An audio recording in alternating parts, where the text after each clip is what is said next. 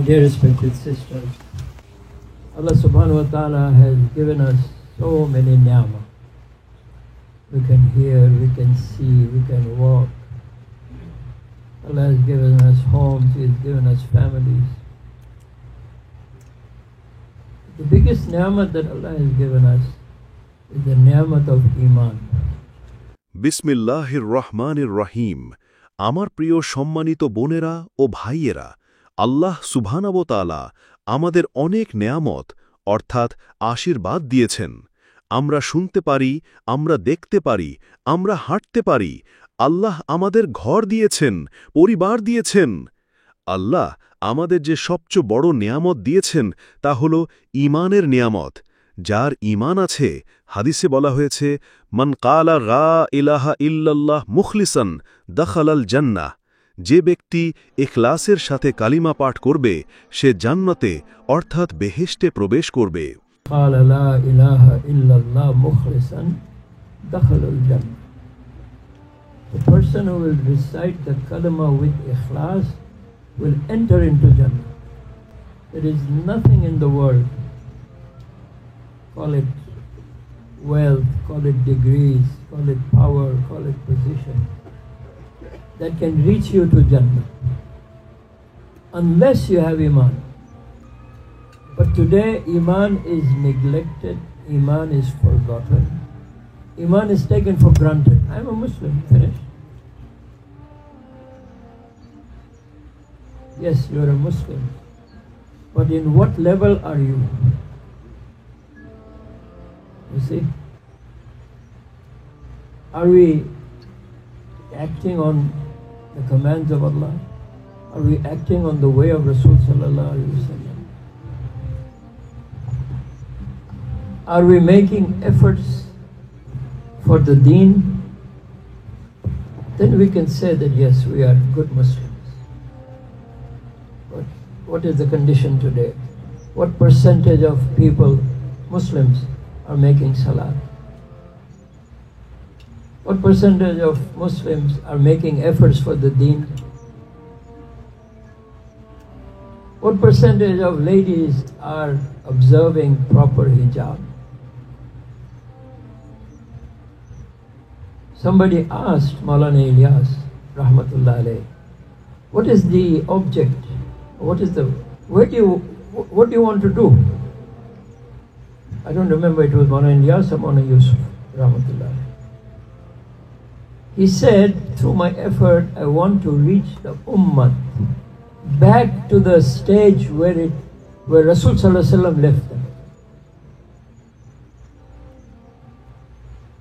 And what was the stage of Rasul sallallahu alaihi wasallam?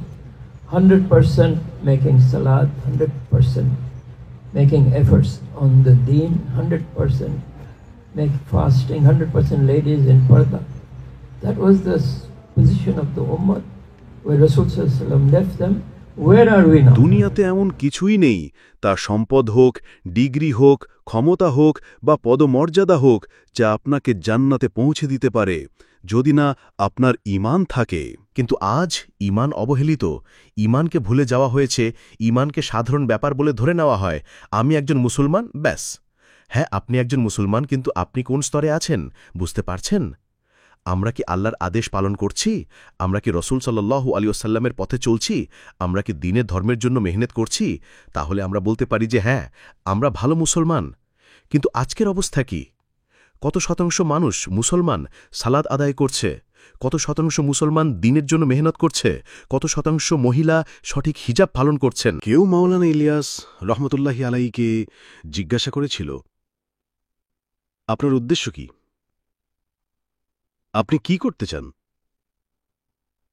আমার মনে নেই তিনি মাওলানা ইলিয়াস ছিলেন নাকি মাওলানা ইউসুফ রহমতুল্লাহি আলাইহি।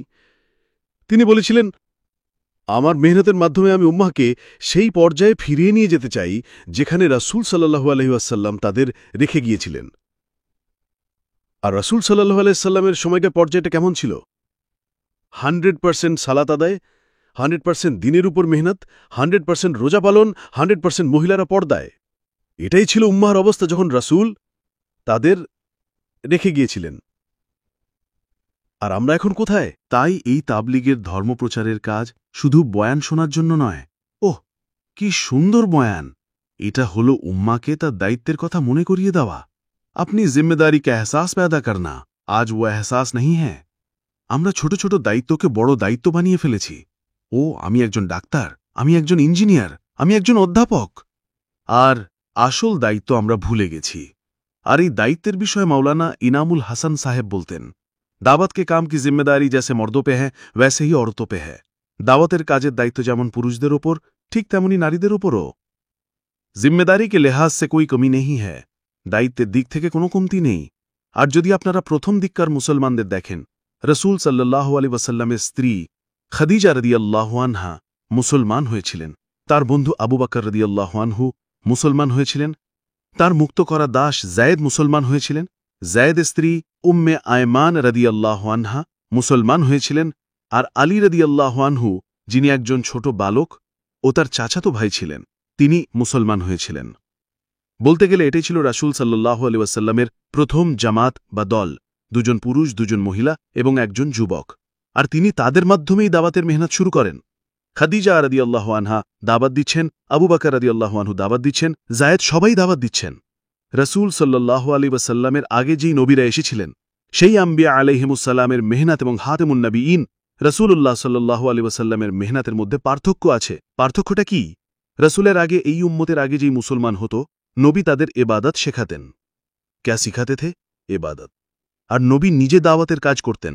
তাই যারা মুসলমান হতো তারা দ্বীনের ওপর ততক্ষণ থাকত যতক্ষণ নবী তাদের সাথে থাকতেন, আর যখন নবী ইন্তেকাল করতেন, উম্মত পথভ্রষ্ট হয়ে যেত, তারা গুমরাহ হয়ে যেত। আবার নবী আসতেন, তারা আবার দিনে ফিরে আসত। আবার যখন নবী চলে যেতেন, তারা আবার পথ হারিয়ে ফেলত। এই ধারা রাসূল সাল্লাল্লাহু আলাইহি সাল্লামের আগমন পর্যন্ত চলতে থাকে। রাসূল সাল্লাল্লাহু আলাইহি সাল্লাম নিজেও তার লোকদের আল্লাহর দিকে দাওয়াত দিয়েছেন এবং তাদের ইবাদতও শিখিয়েছেন। কিন্তু ইবাদতের পাশাপাশি তিনি তাদের দাওয়াতও শিখিয়েছেন। বরং দাওয়াত ছিল প্রথমে, ইবাদত পরে এসেছে। বুঝতে পারছেন? এর কারণে সাহাবারা তাদের দায়িত্ব বুঝতে পেরেছিলেন, সাহাবিয়াতরা তাদের দায়িত্ব বুঝতে পেরেছিলেন এবং তারা এর হক আদায় করেছিলেন। তাই যখন রাসূল সাল্লাল্লাহু আলাইহি সাল্লাম ইন্তেকাল করলেন, এই উম্মত পথভ্রষ্ট হয়নি। আবু বকর রাদিয়াল্লাহু আনহু রাসূল সাল্লাল্লাহু আলাইহি সাল্লামের কাজ নিয়ে দাঁড়িয়ে গিয়েছিলেন। খালিফা আমরা মনে করি এর মানে রাজা বা রাষ্ট্রপতি না, খালিফা মানে প্রতিনিধি। আবু বকর রাদিয়াল্লাহু আনহুকে খলিফাতুর রাসূল বানানো হয়েছিল। তিনি রাসূল সাল্লাল্লাহু আলাইহি সাল্লামের প্রতিনিধি, আর তিনি তার কাজ নিয়ে দাঁড়িয়েছিলেন। তাই দিন ছড়িয়ে পড়েছিল। উমর রাদিয়াল্লাহু আনহুর 10 বছরে অর্ধেক দুনিয়া ইসলামের অধীনে চলে এসেছিল। বুঝতে পারছেন কেন? কারণ উম্মত তার দায়িত্ব পালন করছিল। আজ আমরা সেই বোঝাপড়া হারিয়ে ফেলেছি এবং আমরা আমাদের সময় দিচ্ছি চাকরি, ব্যবসা বাণিজ্য, ঘরের দেখাশোনা এবং আরও অনেক কিছুতে, যা মহিলারা করে। কিন্তু আল্লাহ আমাদের যে দায়িত্ব দিয়েছেন তা কি আমরা পালন করছি? যতক্ষণ দাওয়াত থাকবে দিন জীবিত থাকবে, আর যখন দাওয়াত থাকবে না দিনের অবনতি হবে এবং মুসলমানরাও আর মুসলমান থাকবে না। উর্দু। इसलिए मौलाना इलियास साहेब फरमाते थे, लोगों ने इस हमारे काम को तबलीग बताया है। अगर हम कोई नाम देते तो हम कहते तहरीके ईमान। এটা হলো ইমানের বিপ্লব। তাই আমার প্রিয় বোনেরা ও ভাইয়েরা, আমাদের অনেক মেহনত করতে হবে। একজন মানুষ তার চাকরিতে কতটা মেহনত করে, একজন মানুষ তার দোকানে কতটা মেহনত করে, একজন কৃষক তার খামারে কতটা মেহনত করে দিনরাত। অথচ এই দোকান, এই ব্যবসা কতদিন আপনার কাছে থাকবে? এই বাড়ি কতদিন? হয় এটা আপনার কাছ থেকে কেড়ে নেওয়া হবে, অথবা আপনাকে এর থেকে কেড়ে নেওয়া হবে যখন আপনি মারা যাবেন। তাই এগুলি সবই অস্থায়ী, স্থায়ী নয়। আর আল্লাহ দুনিয়াকে সংজ্ঞায়িত করেছেন, ওয়ামাল হায়াতুদ দুনিয়া ইল্লা মাতাউল গুরুর। আর এ দুনিয়ার জীবন ছলনার ভোগ বিলাস ছাড়া আর কিছুই নয়। তাই যদি আমরা দিন-রাত এই ছলনার পেছনে ছুটি, তাহলে শেষে কি হবে? উর্দু। হায় আফসোস, হায় আফসোস, আমি কি করলাম, আমি কি করলাম। কিন্তু তখন অনেক দেরি হয়ে যাবে। আমাদের এই ঘুম থেকে জাগতে হবে। আমার প্রিয় ভাইয়েরা, আমার প্রিয় বোনেরা, আমাদের দাঁড়াতে হবে যেমন আবু বকর রাদিয়াল্লাহু দাঁড়িয়েছিলেন, যেমন আয়েশা রাদিয়াল্লাহু দাঁড়িয়েছিলেন, যেমন খাদিজা রাদিয়াল্লাহু দাঁড়িয়েছিলেন, দ্বীনের জন্য। বুঝতে পারছেন? আলহামদুলিল্লাহ, এই কাজ এই বছর ১০০ বছর হতে চলেছে, বা পরের বছর যে মাওলানা ইলিয়াস সাহেব এই কাজ শুরু করেছিলেন।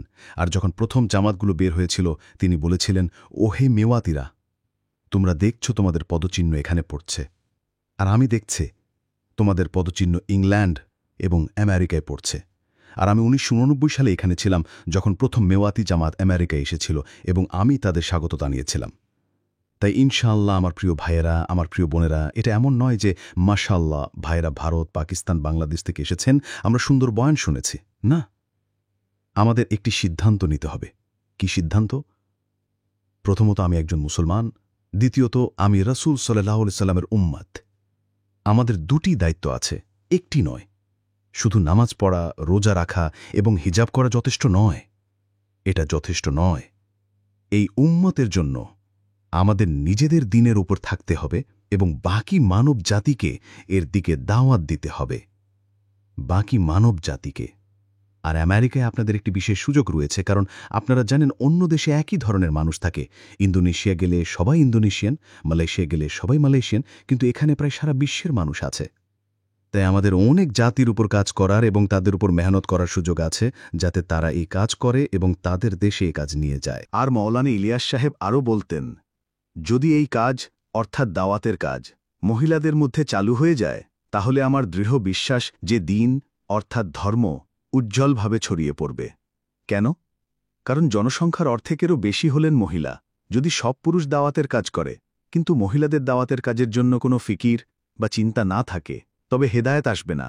হেদায়েত তখনই আসবে যখন পুরুষ, মহিলা, শিশু সবার একই ফিকির থাকবে, যেমন মদিনার মানুষের ছিল।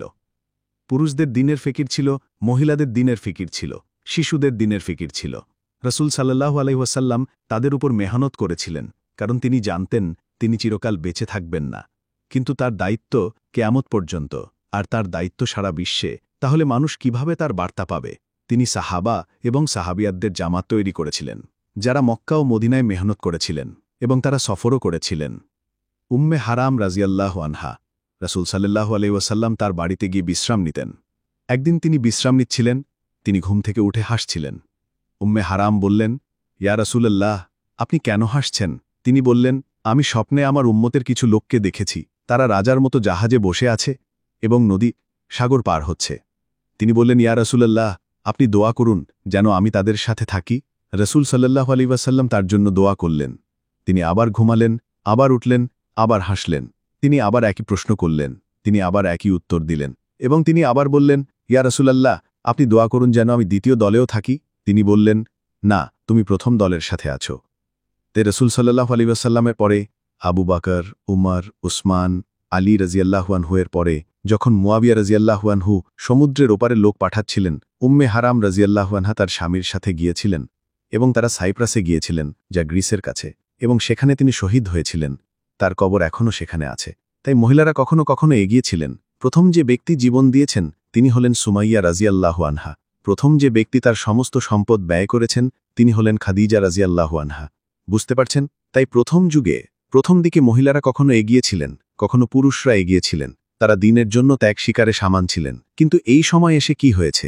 যদি আমরা দেখি কিছু ভাই এই কাজ করছেন, তবে খুব কম মহিলাই এই কাজ করছে। তাই আমাদের অনুরোধ, যদি মহিলারা নিয়াত সংকল্প করেন যে আমরা দিনের কাজ করব, এটা আমাদের জন্মস্থান নয়, আমাদের বেশিরভাগের জন্য ৯৫% আমি বলবো আল্লাহ আমাদের এখানে নিয়ে এসেছেন।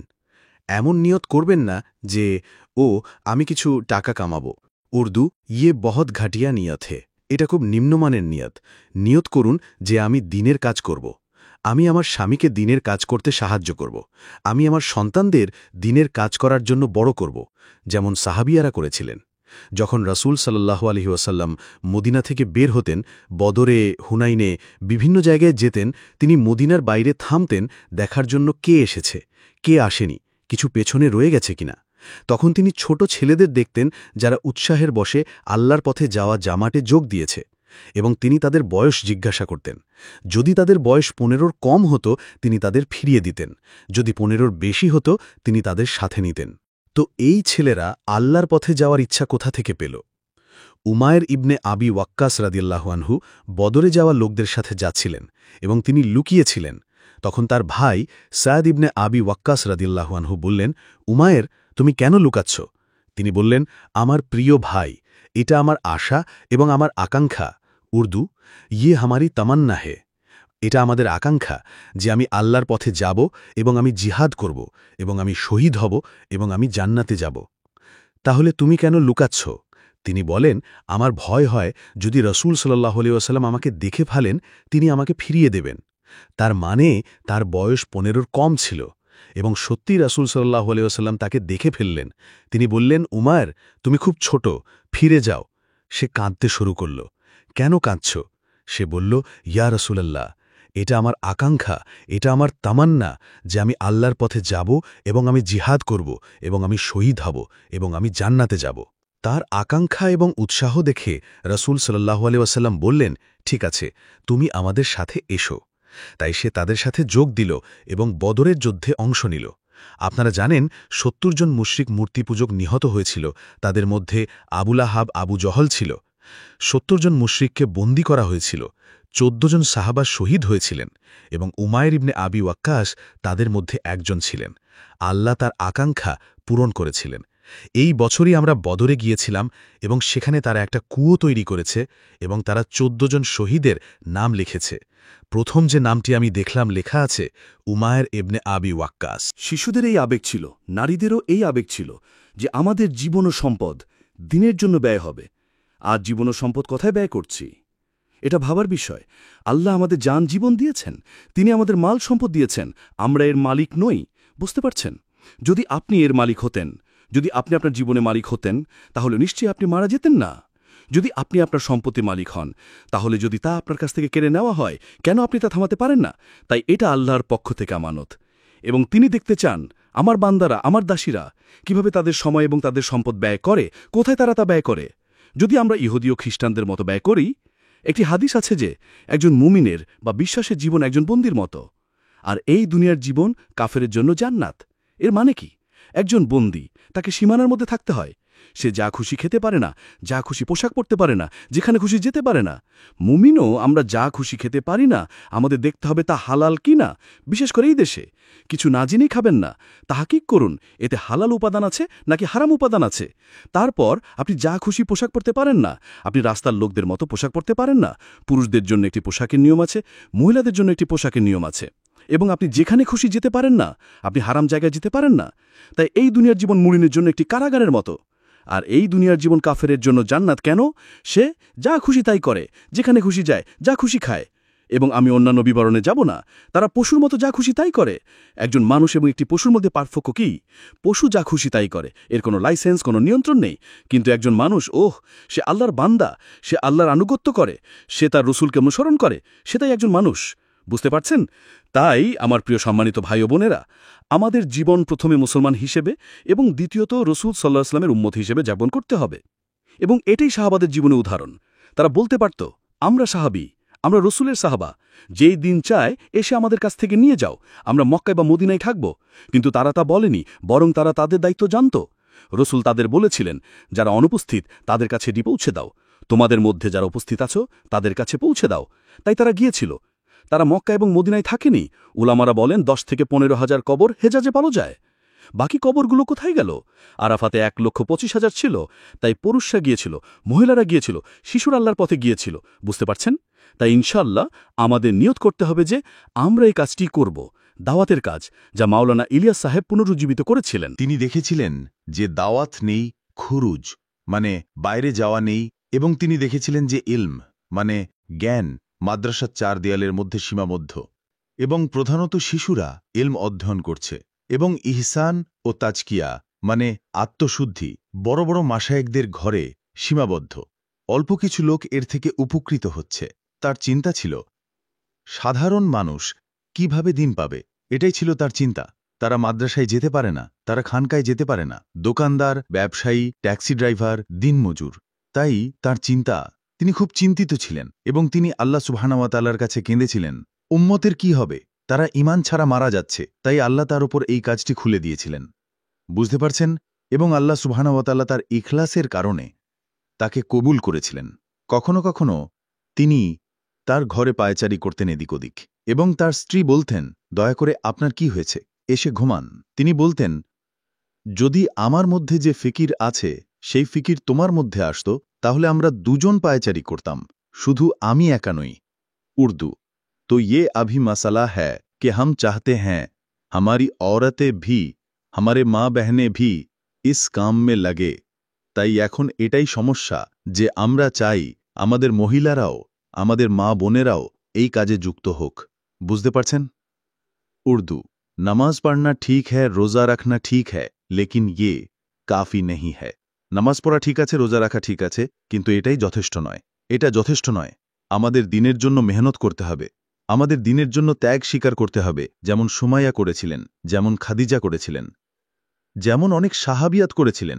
তারা ক্ষুধা সহ্য করেছিলেন। একবার রসুল সাল্লাল্লাহু আলাইহি ওয়াসাল্লাম এক সাহাবীকে বললেন, চলো ফাতেমাকে দেখে আসি, আমি শুনেছি সে অসুস্থ।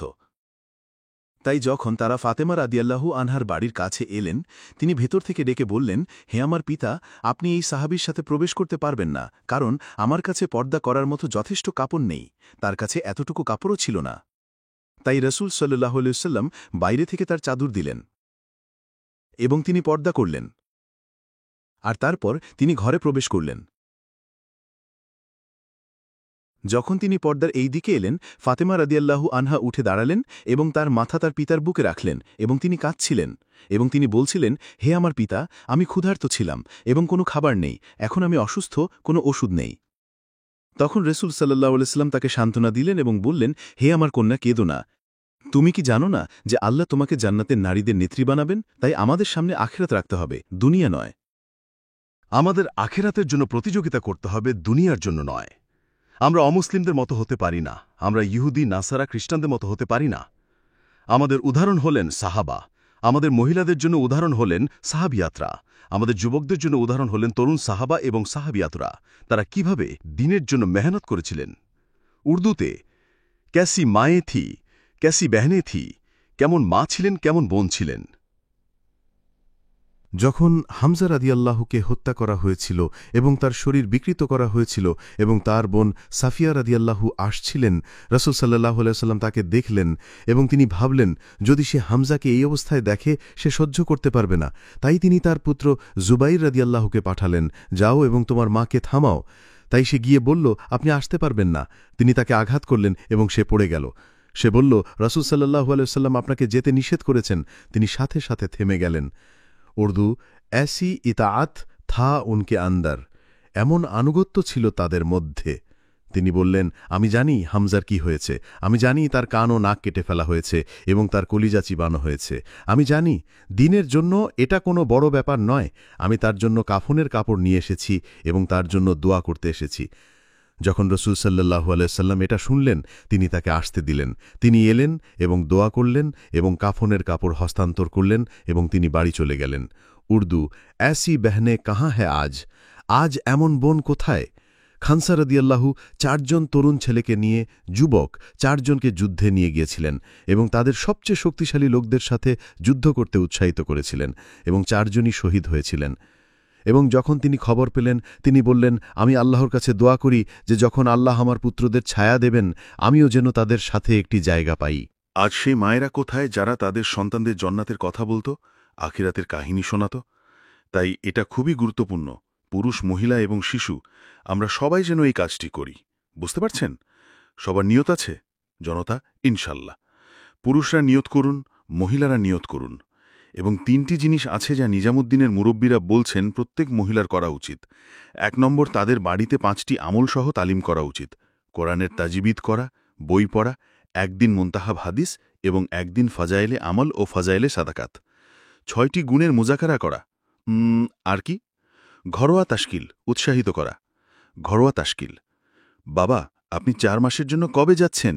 মা, আপনি অনেক দিন ধরে 3 দিনের জন্য যাননি। ভাই এখন ছুটিতে আছে, সে কেন 40 দিনের জন্য যাচ্ছে না? তাই ঘরোয়া তাশকিল করুন এবং শেষে মাশওয়ারা করুন। আগামীকাল কে বই পড়বে এবং কে 6টি গুণ নিয়ে আলোচনা করবে। এই 5টি আমল সহ আমাদের মুরব্বীরা চান প্রত্যেক মুসলিম বাড়িতে এই তালিম হোক। কিন্তু দুঃখের বিষয় হলো, তাবলিগের লোকদের বাড়িতেই তালিম হয় না। তারা মসজিদে তালিমে বসে কিন্তু বাড়িতে গেলে ভুলে যায়। এমন হওয়া উচিত নয়। যদি বাড়িতে তালিম না হয়, তাহলে আমাদের পরিবারের সদস্যদের, আমাদের সন্তানদের মানসিকতা কিভাবে তৈরি হবে? দ্বিতীয়ত, সব জায়গায় সাপ্তাহিক তালিম চলছে। আমি জানি না শিকাগোতে কতগুলো সাপ্তাহিক তালিম হয়। বক্তা জনতার কাছে জিজ্ঞাসা করেন, কতগুলো কেউ জানেন? জি, 22। মাশাল্লাহ, খুব ভালো। এখন কথা হলো, আমাদের এতে সন্তুষ্ট থাকা উচিত নয়। শিকাগোতে মুসলমানদের জনসংখ্যা কত? 22 কিছুই নয়, 22টি তালিম কিছুই নয়। বুঝতে পারছেন? তাই সব জায়গায় যেখানে 2 জন মহিলা আছেন যারা অন্তত 10 দিন কাটিয়েছেন এবং কিছু মহিলা যারা 3 দিন করেছেন, সেখানে আপনি তালিম শুরু করতে পারেন। পেছনে চেস ব্যাংকের পার্কিং লটে গাড়ির ঘোষণা। দ্বিতীয় বিষয় হল, আপনার কাছাকাছি যেখানেই সাপ্তাহিক মহিলাদের তালিম হয়, দয়া করে সেখানে উপস্থিত হন। বুঝতে পারছেন? কারণ সাপ্তাহিক তালিমের মাধ্যমে মহিলাদের বাড়িতে তালিম করার ইচ্ছা জাগবে। বুঝতে পারছেন? তারা বলবে, আরে আমাদের মতো একজন বোন, সে কোরআনও পড়ছে, 6টি পয়েন্ট নিয়ে আলোচনা করছে, এটা তো আমরা বাড়িতেই করতে পারি। তাই সাপ্তাহিক তালিমের মাধ্যমে বাড়ির তালিম বাড়বে ইনশাআল্লাহ। মৌলানা সাদ সাহেব বলেন, প্রত্যেক মুসলিম মহিলার সপ্তাহে একবার তালিমে যাওয়া উচিত। এবং তৃতীয় বিষয় হল, পুরুষরা মাসে 3 দিন যাবে নিয়মিতভাবে, প্রতি মাসে 3 দিন, এবং মহিলারা প্রতি তৃতীয় মাসে 3 দিনের জন্য যাবে। অন্য কথায়, আমরা 2 মাস পুরুষদের জামাতে যাব, তৃতীয় মাসে আমরা আমাদের মহিলাদের নিয়ে যাব। আবার 2 মাস পুরুষদের জামাত, তৃতীয় মাসে মহিলাদের জামাত। এবং মহিলাদের অনুরোধ করা হচ্ছে যে আপনারা আপনাদের ক্যালেন্ডারে আপনাদের তৃতীয় মাস চিহ্নিত করুন এবং আপনাদের মাহরামকে, পুরুষ অভিভাবককে মনে করিয়ে দিতে থাকুন যে এই 3 দিন আপনাকে জামাতের জন্য নিয়ে যেতে হবে। এবং যদি কোনোভাবে স্বামী অসুস্থ থাকে বা সে শহরের বাইরে থাকে, তাহলে আপনি আপনার বাবাকে, আপনার ছেলেকে প্রস্তুত করুন এবং যান, আপনার 3 দিন মিস করবেন না। তাই যদি আমরা এই 3টি জিনিস করি, তাহলে আমাদের দিনের জন্য আরও বেশি কিছু করার ইচ্ছা জাগবে এবং আমরা একে অপরের সহায়ক হব। যেমন আয়াতে বলা হয়েছে, ওয়াল মুমিনুনা ওয়াল মুমিনাতু বাদহুম আউলিয়াউ বাদ। ঈমানদার পুরুষ এবং ঈমানদার নারীরা একে অপরের সহযোগী। কিসের জন্য? কোরআনের আয়াত, ইয়ামুরুনা বিল মারুফ ওয়া ইয়ানহাউনা আনিল মুনকার। তারা সৎ কাজের আদেশ দেয় এবং অসৎ কাজে নিষেধ করে, দাওয়াতের কাজের জন্য। তাই ইনশাআল্লাহ আমার প্রিয় সম্মানিতা বোনেরা, আমার প্রিয় সম্মানিত ভাইয়েরা, বোনদের উদ্যোগ নেওয়া উচিত। মদিনাকে বলা হতো দারুল হিজরা ওয়া দারুস সুন্না, হিজরাতের ঘর এবং সুন্নার ঘর। লোকেরা, নতুন মুসলমানরা দূর দূরান্ত থেকে দিন শিখতে আসত এবং তারা মদিনা থেকে সুন্না নিয়ে ফিরে যেত। তাই যদি তারা পুরুষ হতো, তারা মসজিদে দিন শিখত। যদি তারা মহিলা হতো, তারা সাহাবাদের বাড়িতে দিন শিখত। সাহাবিয়াতরা তাদের দেখাশোনা করতেন। আজ আমাদের এমন কতগুলো বাড়ি আছে যে যদি আমাদের আশেপাশের আমেরিকান মহিলারা মুসলমান হয় এবং তারা দিন শিখতে চায়, আমাদের কতগুলো মুসলিম বাড়ি আছে যেখানে আমাদের মহিলারা তাদের দিন শেখাবে। তাই আমাদের এর জন্য প্রস্তুত হতে হবে ইনশাআল্লাহ। আমরা সবাই নিয়াত করি। তাই এই 3টি জিনিস মহিলাদের জন্য, এবং এছাড়াও যেমন আমাদের পুরুষদের জন্য স্থানীয় কাজ আছে, তেমনি মহিলাদের জন্য স্থানীয় কাজ আছে। এই 3টে জিনিস তারা করবে এবং তারা তাদের বাড়ির পরিবেশকে দ্বীনী মানে ধর্মীয় করে তুলত। নিজের বাড়িতে ধর্মনিষ্ঠ পরিবেশ প্রতিষ্ঠা করা। मर्द मस्जिद में कायम करेंगे, औरतें अपने अपने घरों में कायम करेंगी, लेकिन हकीकत हाल क्या है? मस्जिदें वीरान पड़ी हैं और घरों का क्या हाल है? পুরুষরা মসজিদে প্রতিষ্ঠা করবে, মহিলারা তাদের নিজ নিজ বাড়িতে প্রতিষ্ঠা করবে। কিন্তু বাস্তব অবস্থা কি? মসজিদগুলো জনশূন্য পড়ে আছে। আর বাড়ির কি অবস্থা আমি বিস্তারিত বলতে চাই না। কোথায় নামাজ, কোথায় জিকার, কোথায় কোরআন তেলাওয়াত? একজন শিক্ষক, তিনি তার ছাত্রদের বলেছিলেন, আমি আমাদের শ্রেণীকক্ষে একটি লাইব্রেরি তৈরি করতে চাই। তোমরা সবাই যা করবে তা হলো, তোমরা তোমাদের বাড়িতে যাবে, দেখবে কোন বইগুলো পড়া হচ্ছে না, পড়ে আছে, সেগুলো নিয়ে আসবে। ইনশাআল্লাহ আমাদের একটি লাইব্রেরি হবে। তাই শিশুরা গেল। পরের দিন তিনি বললেন, তোমাদের মনে আছে আমি কি বলেছিলাম? হ্যাঁ স্যার, আমাদের মনে আছে। বইগুলো কোথায়? প্রথমজন তাকে একটি বই দিল, তিনি খুললেন, সেটা ছিল কোরআন। দ্বিতীয় বই যা সে দিল সেটাও ছিল কোরআন। তৃতীয় বই যা সে দিল সেটাও ছিল কোরআন। শিশুরা দেখল যে এই বইটি কেউ পড়ে না, তাই তারা সেটা শিক্ষকের কাছে নিয়ে গেল। আমি আশা করি এই ভিড়ে আমাদের এমন বাড়ি নেই। তাই কোরআন, কোরআনের তেলাওয়াত, আল্লাহর জিকার, সঠিক হিজাব, ঈমানের মাজলিস, আমাদের বাড়িতে দিনের পরিবেশ থাকতে হবে, যাতে আমাদের শিশুরা শিখতে পারে। আজ একজন বাবা কিছু তাবলিগের কাজ করছেন, তার স্ত্রী আগ্রহী নন, তার সন্তানরা আগ্রহী নয়। যখন তিনি মারা যাবেন এবং তার জানাজা তার বাড়ি থেকে বের হবে, তাবলিগের জানাজাও তার বাড়ি থেকে বের হয়ে যাবে। তাই আমাদের সবার দৃঢ় নিয়াত করা উচিত আজ থেকে যে আমরা দাওয়াতের কাজ করব এবং একে জীবনের মাকসাদ বানাবো। দোকান, ব্যবসা বাণিজ্য আমাদের জীবনের উদ্দেশ্য নয়, বুঝতে পারছেন? এগুলো জীবনের প্রয়োজন। এবং মহিলাদের জন্য সন্তানদের দেখাশোনা করা এবং আপনারা জানেন ঘরের কাজ করা এবং কাপড় পরিষ্কার করা এগুলো তাদের জীবনের উদ্দেশ্য নয়, এগুলো জীবনের প্রয়োজন। জীবনের উদ্দেশ্য পুরুষ এবং মহিলাদের জন্য একই, আর তা হল দিনের কাজ করা। বুঝতে পারছেন? যখন সাহাবারা দিনের কাজ করেছেন, যখন সাহাবিয়াতরা দিনের কাজ করেছেন এবং শিশুরা দিনের কাজ করেছে, তখন দিন ছড়িয়ে পড়েছে। বুঝতে পারছেন? এবং মদিনার মানুষ হেদায়েত পেয়েছে এবং মক্কার মানুষ হেদায়েত পেয়েছে এবং ধীরে ধীরে এটি সারা বিশ্বে ছড়িয়ে পড়েছে সাহাবাদের ত্যাগের কারণে, কারণ তারা দিনের কাজকে তাদের জীবনের উদ্দেশ্য বানিয়েছিল। পাকিস্তানে আমাদের একজন মুরব্বী ছিলেন হাজি আব্দুল ওয়াহাব সাহেব। তিনি এই কথা বলতে বলতে দুনিয়া থেকে চলে গেছেন যে আমরা এই কাজকে আমাদের নিজেদের কাজ বানাইনি, আমরা এই কাজকে আমাদের কাজ বানাইনি, আমরা দোকানকে কাজ বানিয়েছি, চাকরিকে কাজ বানিয়েছি, ব্যবসাকে কাজ বানিয়েছি, কৃষিকাজকে কাজ বানিয়েছি, কিন্তু রসুলের কাজকে কাজ বানাইনি। ভাবুন কত বড় অপরাধ এটা। তাই আমাদের তওবা করা উচিত। কি তওবা করা উচিত? যে হে আল্লাহ, যে কাজের জন্য আপনি আমাদের বানিয়েছিলেন, যে কাজের জন্য আপনি আমাদের দুনিয়াতে পাঠিয়েছিলেন, আমরা যা করিনি আমাদের মাফ করে দিন। এবং এখন থেকে, আজ থেকে নিয়ত করুন, পুরুষরাও মহিলারাও, যে আমরা এই কাজকে আমাদের মকসদ বানিয়ে চলব। করব ইনশাল্লাহ? সবার নিয়ত আছে? আর দেখুন, কাল থেকে ইজতেমা শুরু হচ্ছে। আমরা চাই প্রত্যেক মসজিদ থেকে একটি করে নগদ জামাত বের হোক। শিকাগোতে কতগুলো মসজিদ? ১০০টি মসজিদ। তাহলে ১০০টি মসজিদ থেকে ১০০টি জামাত বের হওয়া উচিত। ১৫টি তো খুব কম। একটি রাস্তায় ভালো। তাই আমরা ১০০টি জামাতের আশা করছি এবং এতে পুরুষদের চেষ্টা করতে হবে প্রত্যেক মসজিদ থেকে জামাত বের করার। আর মহিলাদের কি চেষ্টা করতে হবে? প্রত্যেক বাড়ি থেকে একজন পুরুষকে দিন। আপনার বাড়ি থেকে হয় বাবা বা স্বামী বা ছেলে, প্রত্যেক মহিলা তার বাড়ি থেকে একজন পুরুষকে প্রস্তুত করুন। তাহলে ইনশাল্লাহ কত লোক বের হবে এবং ইজতেমা ময়দানে আসার জন্য আপনি যত বেশি সম্ভব লোক নিয়ে আসুন। বন্ধুদেরও আনুন, আত্মীয়দেরও আনুন এবং কি বলে প্রতিবেশীদেরও আনুন, যাতে ইজতেমা প্রাণবন্ত হয় এবং এর মাধ্যমে লোকেরা তাদের মকসদ বুঝতে পারে এবং তারা আল্লাহর পথে বের হয়। ঠিক না? তাই ইনশাআল্লাহ আমার মা ও বোনেরা, এই কাজটি সারা বিশ্বে চলছে এবং সব জায়গায় মাশাআল্লাহ পুরুষ ও মহিলারা একসাথে কাজ করছে। আমেরিকাতে শুনেছি, আমরা দেখেছিও যে মাস্তুরাতের জামাত খুব কম বের হয়।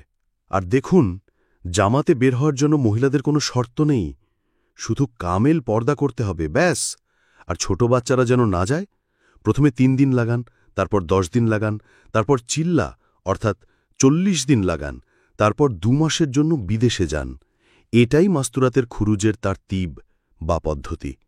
অন্তত প্রতি ৩য় বছরে চিল্লা হওয়া উচিত, অন্তত প্রতি বছর ১০ দিন হওয়া উচিত। এইভাবে যদি মহিলাদের জামাত তৈরি হয় তাহলে ইনশাল্লাহ কাজ হবে এবং পুরো অর্থাৎ শিশুরাও পুরুষরাও সবাই কাজে লেগে যাবে। ঠিক না? সবার নিয়ত আছে তো? এখন কি করব? এই মাওলানা এসেছেন। আচ্ছা, তো এখন একটি ঘটনা শোনাই। হজরত ওমর রাসূলকে হত্যা করার নিয়তে যাচ্ছিলেন। কেউ তাকে পথে থামিয়ে বলল, কোথায় যাচ্ছ তলোয়ার নিয়ে? বললেন, আজ মোহাম্মদকে শেষ করতে হবে।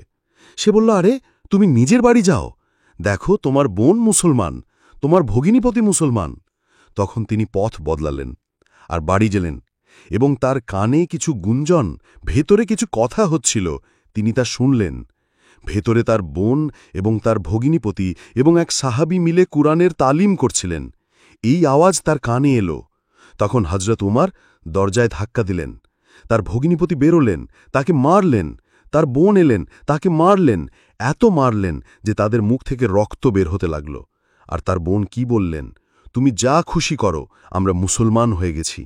একটি বর্ণনায় আছে, হযরত উমর বলেন, আমি আমার বোন ফাতেমাকে এত মেরেছি, এত মেরেছি, এত মেরেছি যে সে অজ্ঞান হয়ে পড়ে গিয়েছিল। আর আমি ক্লান্ত ছিলাম, আমার ঘুম এসে গেল, আমি ঘুমিয়ে পড়লাম। যখন আমি ঘুম থেকে উঠলাম, দেখলাম ফাতেমা নামাজ পড়ছে আর কাঁদছে। এটা দেখে আমার মন নরম হয়ে গেল। আর আমি বললাম, আমাকে রাসূলের কাছে নিয়ে চলো। আর সেখানে গিয়ে আমি মুসলমান হয়ে গেলাম। দেখুন, সেই মহিলার দৃঢ়তার কারণে হযরত ওমরের মতো একজন মানুষ মুসলমান হয়েছিলেন। কখনো পুরুষের কারণে মহিলারা মুসলমান হয়, কখনো মহিলাদের কারণে পুরুষরা মুসলমান হয়। ইকরিমার স্ত্রী মুসলমান হলেন, আর ইকরিমা চলে গেলেন এই বলে যে তিনি মুসলমান হতে চান না। তার নাম সম্ভবত উম্মে হাকিম ছিল। তিনি রাসূল সাল্লাল্লাহু আলাইহি ওয়াসাল্লামের কাছে গিয়ে বললেন, ইয়া রাসূলাল্লাহ, আপনি কি চান আমি ইকরিমাকে আপনার কাছে নিয়ে আসি? তিনি বললেন, হ্যাঁ, নিয়ে এসো। তাহলে আপনি তাকে এটা দিন, নিরাপত্তা দিন, আশ্রয় দিন। তিনি বললেন, হ্যাঁ, আমি দিয়েছি। তাই তিনি তার স্বামীর খোঁজে গেলেন। দেখলেন যে তিনি একটি নৌকায় উঠছেন ইয়েমেনের দিকে যাওয়ার জন্য। তিনি তাকে ডাকলেন এবং বললেন যে রাসূল সাল্লাল্লাহু আলাইহি ওয়াসাল্লাম আপনাকে নিরাপত্তা দিয়েছেন, আপনি আমাদের সাথে চলুন। তাই তিনি তাদের সাথে গেলেন। আর রাসূল সাল্লাল্লাহু আলাইহি ওয়াসাল্লাম যখন তাকে দেখলেন, তাকে সম্মান করলেন, তার জন্য চাদর বিছিয়ে দিলেন, তাকে দাওয়াত দিলেন এবং তিনি মুসলমান হয়ে গেলেন এবং বললেন, ইয়া রাসূলাল্লাহ, আজ পর্যন্ত আমি দ্বীনকে মিটিয়ে দেওয়ার জন্য যত সম্পদ ও শক্তি ব্যয় করেছি, আজ থেকে আমি দুনিয়াতে দ্বীন প্রতিষ্ঠা করার জন্য দ্বিগুণ সম্পদ এবং জীবন ব্যয় করব। তাই তার স্ত্রী কারণ হয়েছিলেন। হযরত আবু বকর রাদিয়াল্লাহু আনহু তার মায়ের মুসলমান হওয়ার কারণ হয়েছিলেন। তাই এইভাবে প্রত্যেক মুসলমানের মধ্যে এই চিন্তা থাকত যে অন্যরাও যেন জাহান্নাম থেকে বেঁচে যায়, আমাদের আত্মীয়রা জাহান্নাম থেকে বেঁচে যাক, আমাদের বন্ধুরা জাহান্নাম থেকে বেঁচে যাক, এই চিন্তা ছিল। আজ আমাদের মধ্যে এই চিন্তা নেই। বাচ্চা ফজরের সময় ঘুমাচ্ছে আর তাকে জাগাতে গেলে আমরা বলি, না না না, ওকে ঘুমাতে দাও, ও সারা রাত পড়াশুনো করেছে। তাই আমাদের সবাইকে দিনের জন্য মেহনত করতে হবে। মহিলাদের জন্য যেমন আমি বলেছি, এই 3টি কাজ করুন। প্রতিদিন 5টি আমলসহ তালিম করুন এবং সাপ্তাহিক তালিমে যান এবং 3 দিনের জন্য যান। এবং পুরুষদের জন্য এটা তাদের দায়িত্ব দেখা যে তাদের মহিলারা এই 3টি কাজ করে। শুধু একটি ঘোষণা করে দেবেন না, ওহ তালিম করে নাও আর সপ্তাহে সেখানে চলে যাও, এটা যথেষ্ট নয়। আমাদের দেখতে হবে যে আমরা প্রতিদিন আমাদের বাড়িতে তালিম করছি। আমাদের দেখতে হবে আমাদের বাড়ির সব মহিলারা তালিমে যাচ্ছে, সাপ্তাহিক তালিমে, এবং আমাদের দেখতে হবে যে আমাদের মহিলারা প্রতি 3য় মাসে 3 দিনের জন্য যাচ্ছে। এটা পুরুষদের দায়িত্ব। করবেন ইনশাআল্লাহ। আমার প্রিয় সম্মানিত বোনেরা, দ্বিতীয় যে বিষয়টি খুব গুরুত্বপূর্ণ আমি ভাবছিলাম এটি তুলে ধরব, এটি একটু সংবেদনশীল, কিন্তু আমাকে এটা বলতেই হবে। সেটা কি? ইসলামে পুরুষরা জীবিকা অর্জনের জন্য দায়ী, মহিলারা জীবিকা অর্জনের জন্য দায়ী নয়। তাদের উপর এটা ওয়াজিব নয়, এটা পুরুষদের উপর ওয়াজিব।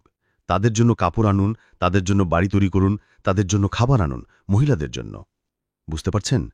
কিন্তু পশ্চিমারা আমাদের মহিলাদের ঘর থেকে বের করে আনাতে সফল হয়েছে। বুঝতে পেরেছেন? তাই আমাদের এই বিষয়টি নিয়ে নতুন করে ভাবতে হবে।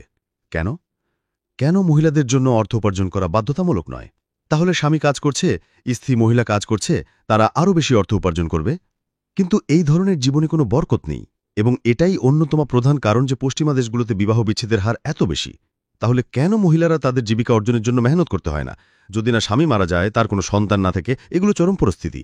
সেটাও তাকে পর্দা পালন করে করতে হবে। এখন আমি যে বিষয়টি বলতে চাইছি তা হল, কারণ মহিলাদের একটি বড় দায়িত্ব দেয়া হয়েছে।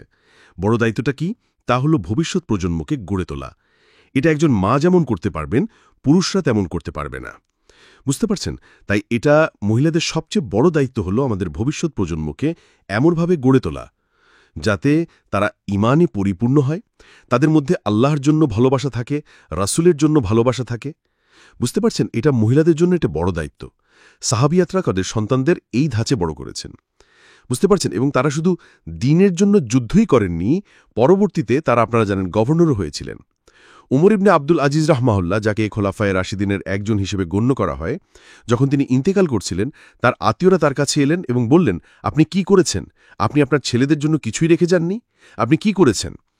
তখন তিনি বললেন, দেখো, আমি আমার সন্তানদের দ্বীন শিখিয়েছি। যদি তারা দ্বীনের উপর চলে, আল্লাহই তাদের জন্য যথেষ্ট। আর যদি তারা দ্বীনের উপর না চলে, তাহলে আমার তাদের নিয়ে কিছু করার নেই।